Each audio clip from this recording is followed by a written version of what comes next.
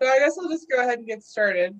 I'll just explain basically what we've been doing here in Denver. Everybody pretty much probably knows what a hybrid meeting is. You have your in-person event, and then you have people online, like we have now. Um, there's other platforms out there. Some people like to use Zooms more than Teams. Some people like Teams better than Zoom. I haven't really used Teams for a simulcasted hybrid event, but I think some other people have successfully. I don't like it personally because you can't use social media to send out your live event if you wanted to do that. We typically do here in Denver. And you can also save it to your computer in Zoom. And I don't think you can do that in Teams unless somebody else knows something more than I do. I've only used it once, so. But so, you start by just planning your meeting as usual. We use Star Chapter, so we create our tickets on site and our tickets for in person or online. So you have to delineate how people are attending, and then you have to limit the cap of how many people are coming based on that type. We also have an AV company where we've got our meetings, which is at Maggiano's. So they partner with an AV company, and then they take care of everything on site. So they set up the mixer, the speakers, the screens, the internet connection, all of that stuff is already taken care of for us. And we pay less than $1,000 every month for that support. But it's based on wherever you're having your event, what those costs would be. When I create the event, I put inside the tickets a question that says, by registering for this event in person, you agree to waive said chapter, and all of our board and everything for COVID, so that we're not held liable for them if they contract it at the event. This was reviewed by IFMA International, and they gave it its blessing. So if you want to steal that and use that, feel free. I also posted these slides in the Engage chapter admin section, so you can pull them down if you want them. Room capacities are based on where you are, as you probably know. So just check with your local venue and your local county for whatever you're allowed to have, whether it's 50%, 75%, whatever. This is a picture of our meeting just on Tuesday. So we spread out the tables. They don't even set up like the tables and chairs until right before your event now. I don't know if anybody else has done any events, but they don't pre-plate anything. They don't set out waters until somebody's actually sitting down. It's so weird. So yeah, just be aware of that. In terms of AV, what we use is just a laptop. So you can see in this picture here, there's the computer. It's on a table. It's a cocktail round, and it's got its own camera. So that shines into the middle of the room where the speakers are talking. It's connected through USB ports, and then this goes to the microphone, which goes to the mixer. So they connect all that for me. So if you were trying to duplicate this, you would need to connect somehow like this. We also have two microphones. We use a wireless and a handheld mic, which of course then goes to the mixer. We also use hardline internet, which really helps with the stability for simulcasting. If your bandwidth is not strong enough at your venue, then nobody's going to be able to hear. We also like to connect our audience so that at the end of the presentation, they can actually speak and say, hey, I've got a question, how did you do this? Or whatever it is. They can actually talk to the speaker directly so that we don't have to read the questions on the chat in Zoom. Here are some other pictures of the setup. So our room is really long. instead of kind of boxy. It's more of a rectangular room. So we have 2 screens that we use that are kind of back to back here. Then we put out our sponsorship stuff, banner in the middle, and then the rest of the room is just used for networking and for the luncheon. In terms of setup, as probably most of you know, we use Zoom, and this is your, when you're setting it up, you can allow people to join anytime, mute them upon entry. Make sure you have all of your settings correct, how you want them to be. If you don't have the doorbell turned off, make sure you do that. That's under the participant list. So you would go to the little menu bar and then click on participants. And then there's like a little dot thing in that list of participants. And then you would uncheck the play sound when someone joins or leaves. So make sure that's set up. Otherwise, since we have our sound, we don't want them to be able to hear that ding dong throughout the entire presentation. The other thing is you can go live on Facebook, like I said. So that's just to show that you can do that here. Also, of course, share your screen so you can see what they're talking about on site. And then other things that I'm sure you guys have talked about or heard about. Make sure that you have hand sanitizer for your registration desk. Make sure you've got a clean jar and a dirty jar for pens so that people don't have to touch the same pen. Bring plenty of wipes if you have to wipe down those markers for badges for on-site people that are added.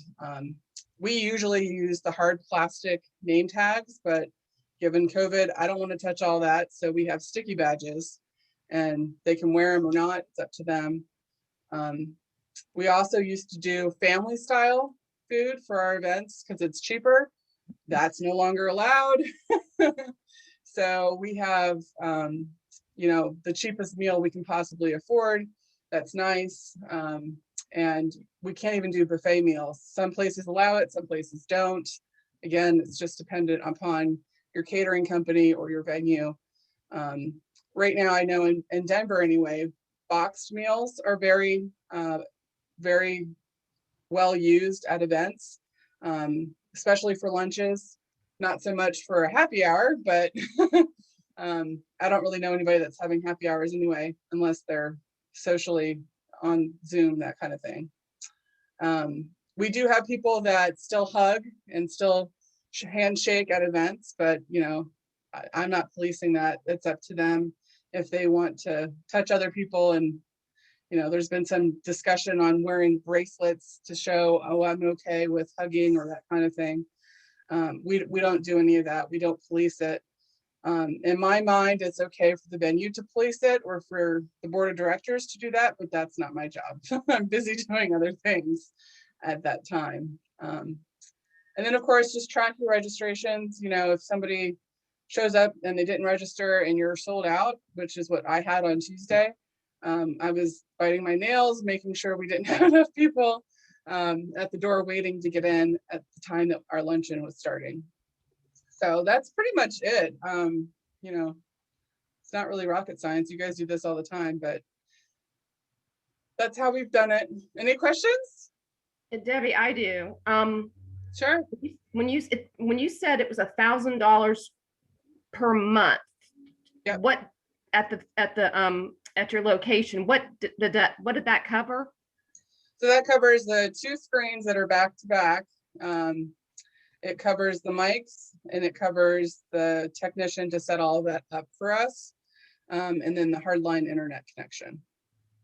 Okay. And on-site support for up to an hour so that I don't have to run back and forth to make sure things are working. Okay, thanks. Sure. Do you end up having to monitor that? Or do you have somebody monitoring it as well? So I try and monitor it. I'm in the hallway. I'm not actually in this room. So I try and monitor online so people that have questions can get support. But we also have our membership committee. We do online networking prior to the luncheon. So there's in-person networking on site, and then there's online networking on Zoom. So and that's for 30 minutes. So our membership committee volunteers really try and engage the audience online. And we mute them before, when they're networking, so we don't hear that. Then we turn it on, and so that they can ask questions and tell them that we're ready, and so that everybody can hear everything, see everything. It's not a great solution. I mean, obviously, the computer. Let me show the other picture.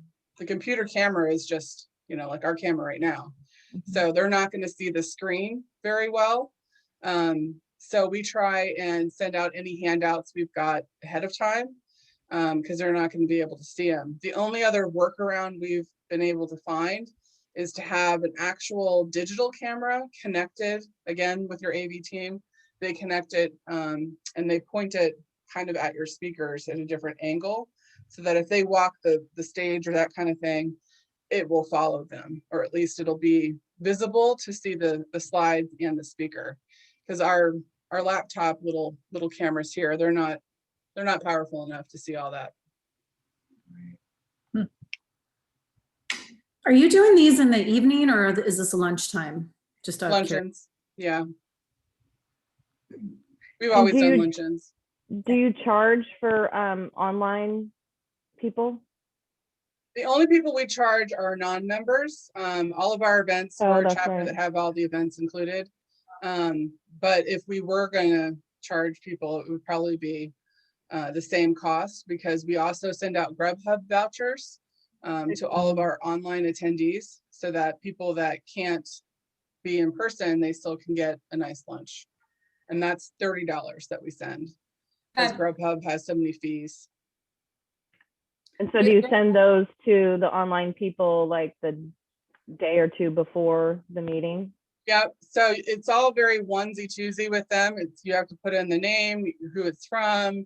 You can use your own logo, and then you put in the amount. And then you can put in a little "thanks for joining our luncheon today," blah blah blah blah blah.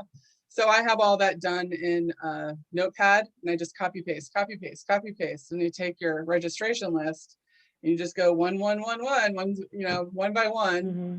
and it does. It takes like, I don't know, 2 hours to have 30 people online, get all those Grubhubs, and it is expensive. I think our last meeting we had about 40 people online, so 40 times 30, that's a lot of money. How many?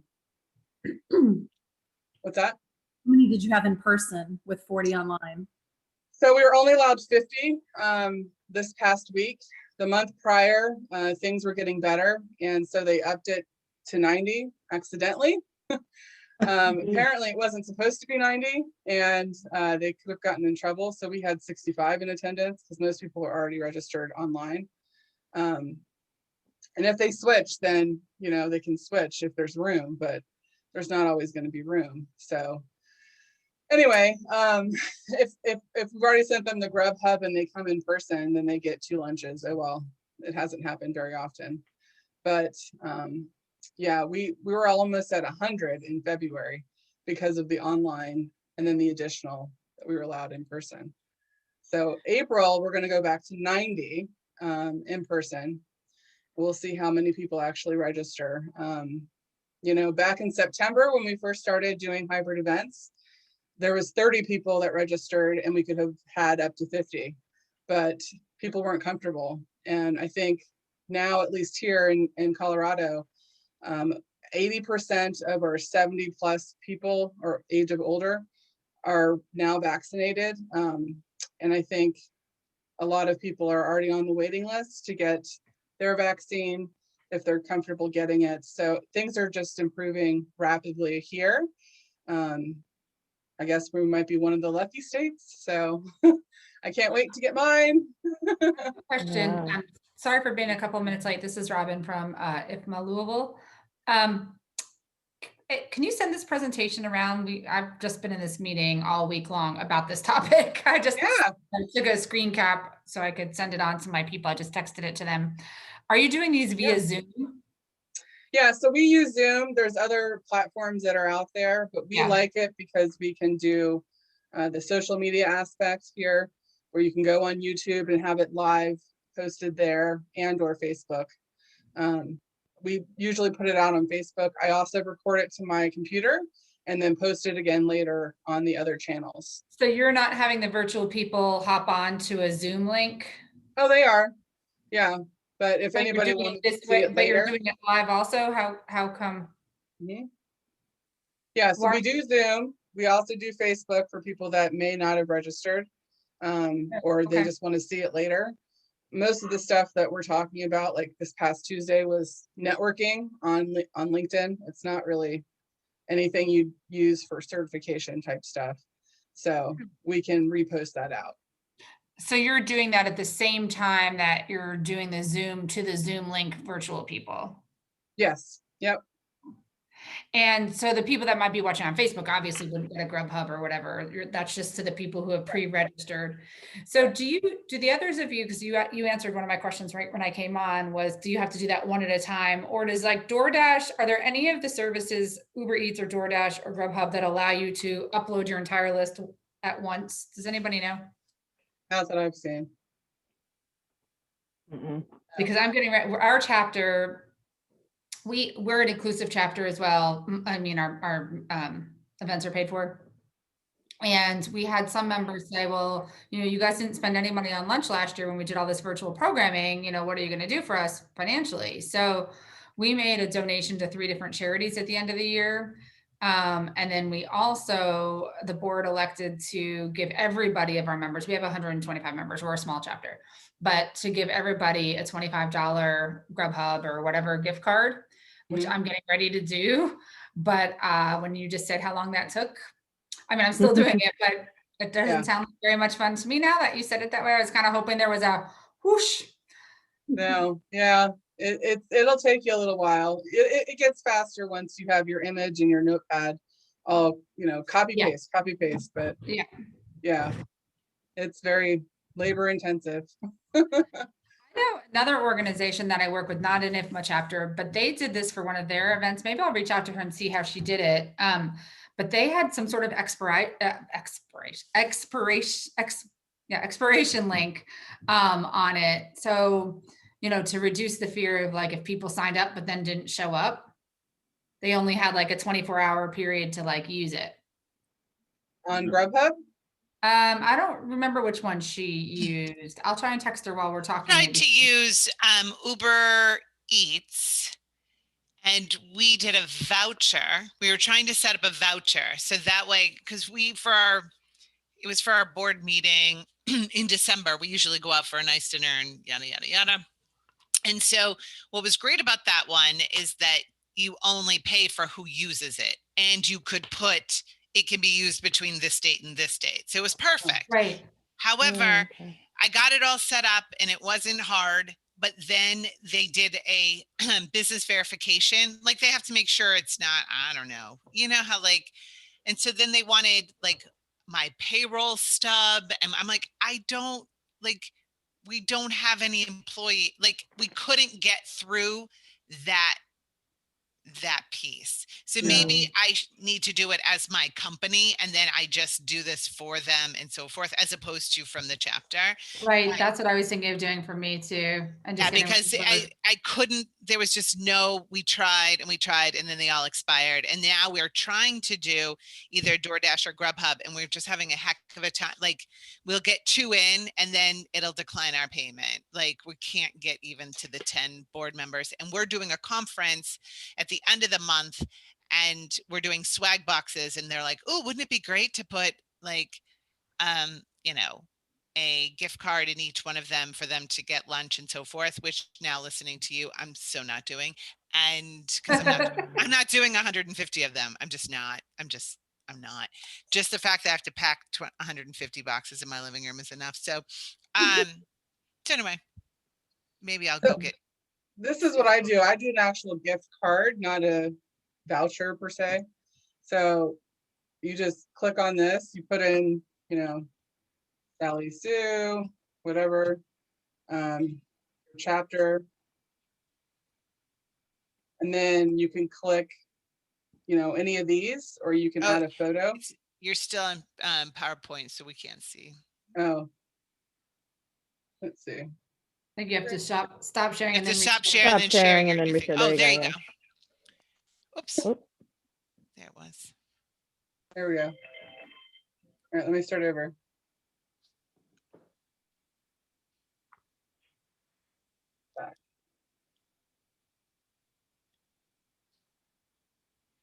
And then does it send it to them,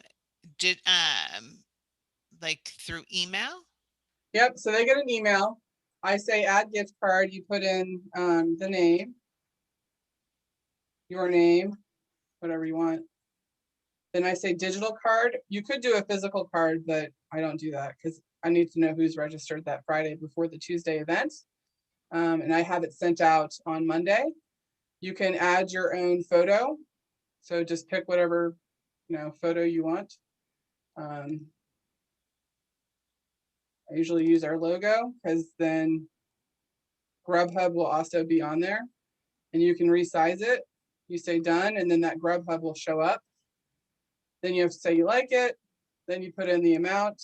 You put $30 in. Then this is where your message would be in there. This is for the Tuesday luncheon, blah, blah, blah. Yeah. Yeah, Then you put in their email. And did you say Grubhub has fees on top of the 30? Yeah, well, no. So when you use it as a customer, the fee for your lunch is going to be anywhere between $5 and $10, depending on what you're spending. So then, part of that $30 is already eaten up for Grubhub. So you can get like a $20 lunch Right. for $30 in essence. Right. What do you mean? Because you have to pay, they have to sign up, they need to have their own Grubhub account, and then it's like a $5 like service fee? delivery and service fee and so forth. Yeah, So if you're only giving them $15, they can get like $5 whatever. So Gotcha. So What's then the, you go pick ahead. the day, and then you can pick a time too. Are you And getting that's feedback? Like those of you who've done this, because we haven't done this particular, like the meal part. And I've wondered if it matters that much to people, if they, if we're charging them for the lunch, you get where I'm going with it. I mean, Yeah. is it worth it? Is it worth it? What's your feedback been? People love it in our chapter. Yeah, I think If you're concerned that they're not going to use it, you could add to your registration ticket, would you like a Grubhub lunch? And that way, only the people that registered for it are going to get it. But this does not expire. So people that are, registering for your events, you send this to them back in September. I had somebody email me yesterday, hey, I had this coupon and I never used it. How am I going to be able to use it? Well, you have to contact Grubhub. I don't have that confirmation information anymore. Well, what happens if they didn't show up to your luncheon? Like, what if they were to your event? What if they were a no-show? They still get this because I send it out before the event. Well, Yeah. because they paid for it. So what you're saying though is that you also live stream it on Facebook Live or YouTube or whatever, free. So if you don't pay for the event, you can still watch it. You just don't get lunch, basically. Right. Yeah. and ask your questions and so forth. Right. Have you seen? Oh, go ahead, Carrie. You know how many people like watch on Facebook? I mean, have you been able to? How much traffic you get there? So I only know if people. How do I say this? So I only know if people like it on Facebook. I don't know how many people view it. The only way you'll know how many people view it is if you put it on YouTube. Mm-hmm. Okay. You could see I think on Facebook, you can see if it's like a watch party or something, you can see, or a Facebook Live, you can see the number of whatevers, but. About, if you offer it for free, if that reduces your number of people who are going to join, formally. I'm just curious. I mean, I don't think you're going to know until you try it, but I was just kind of wondering what your experience has been. The other thing that's interesting from a budget perspective is, and this is what we were just talking about in our board meeting yesterday, if we give out consistently, a $25 gift card is the number we were thinking about, to the virtual people who attend. Let's say everybody starts signing up but not showing up, which hopefully they won't do, but you'll have some people who work a system and get their free thing, hop on for 2 seconds, eat their lunch, and then, in other words, our budget is such set up in such a way that we don't ever bank on having 100% of our members at 100% of our events. Same here. So the dollars and cents, if that were to happen, would not work. Right. So have you noticed like an increase or a decrease, or do you have any metrics on that yet? Or have you guys discussed that? Because we're like, how long should we do that? And, all those kinds of things. So on average, I have about 5 people that don't show up in person, and then I'll have a couple that show up in person and thought they registered. Right. So that's usually a wash. Yes, agreed. Online, I'd say it's a higher percentage of people that don't show up. Instead of it being 10%, it's probably 15, closer to that. It depends on the meeting. Agree.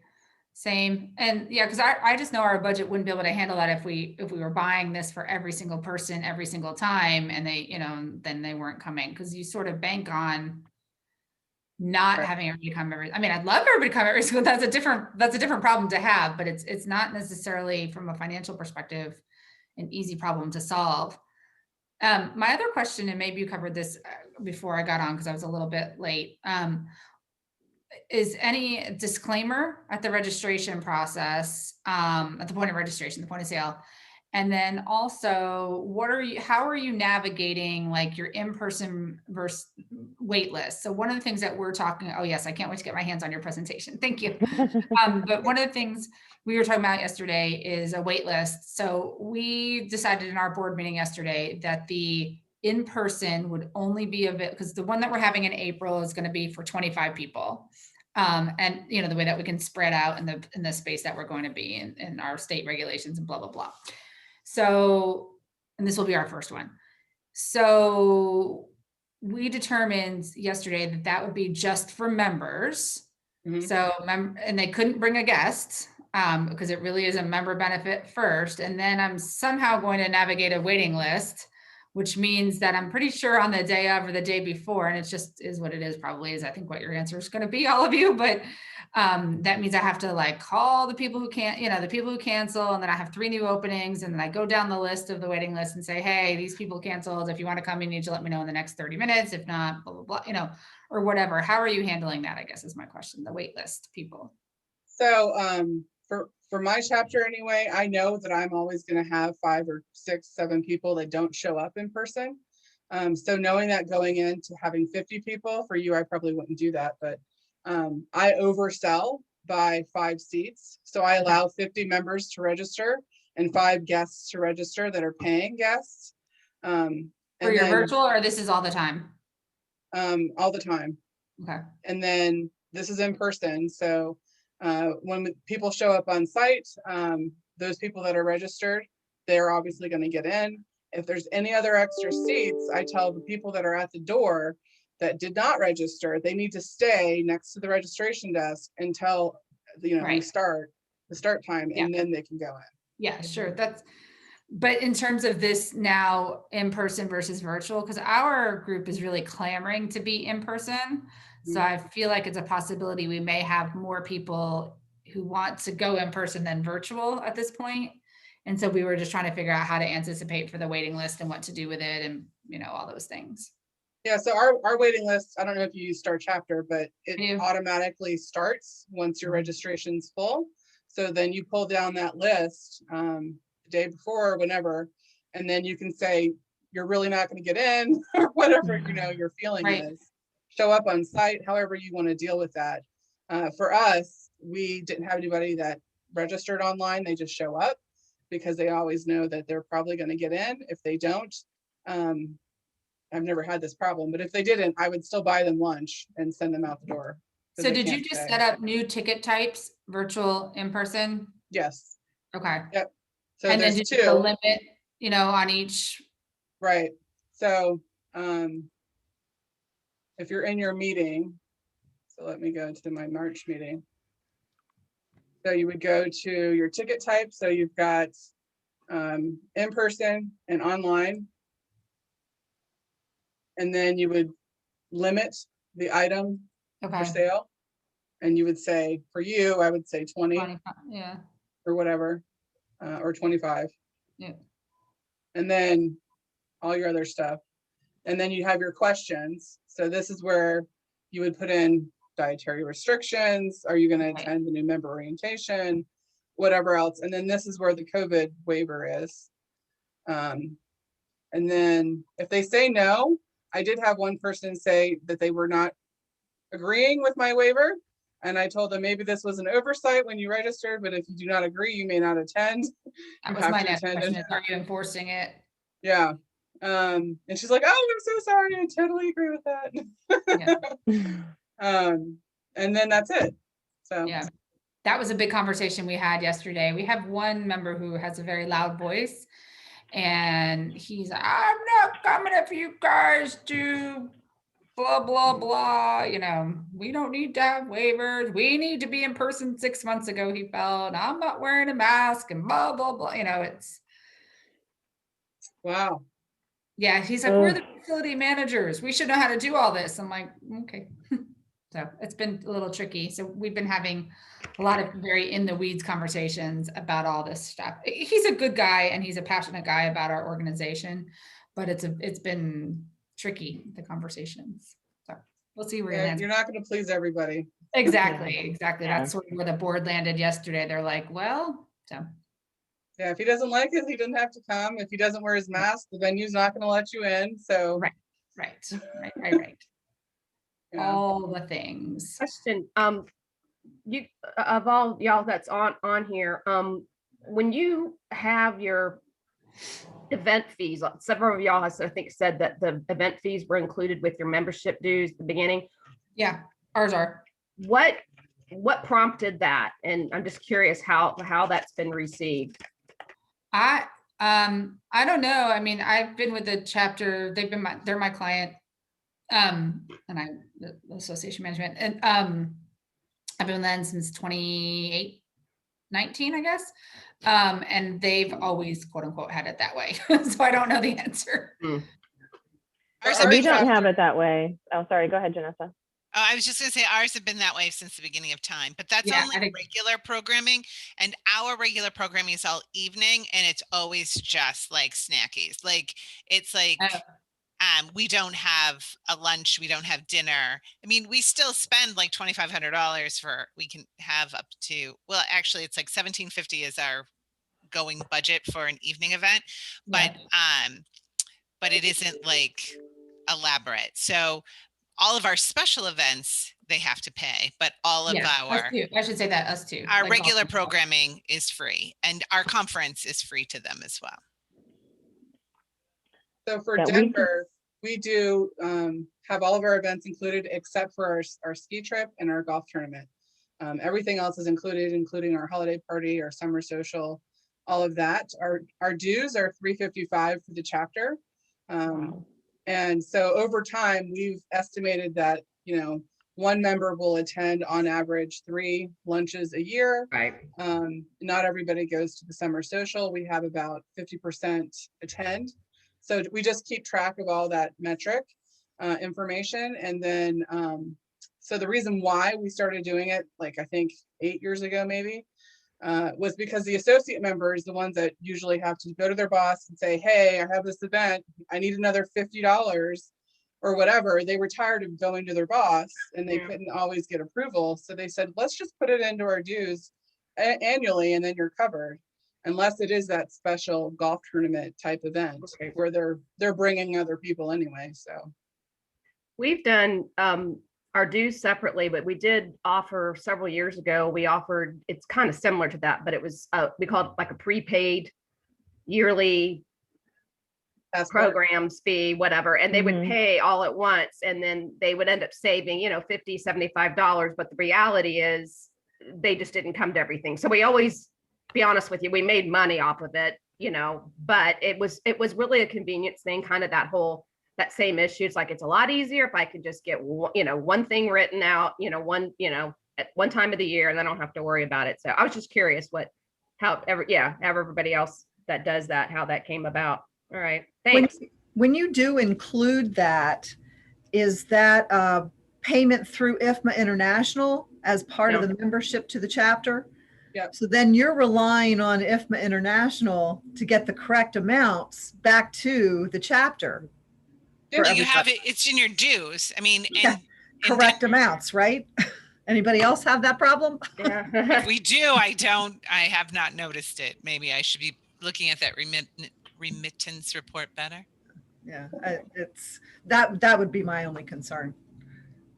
I have to check ours because we charge differently for associates to professionals. Yeah. And so sometimes they'll put them in the wrong category. So I don't get the full amount. So I have to go back and really scrutinize when that comes through. So Does Ours is everyone the do same. that? We've talked about doing that, but we've never. Yeah, we do. Our chapter dues for associates are 150, and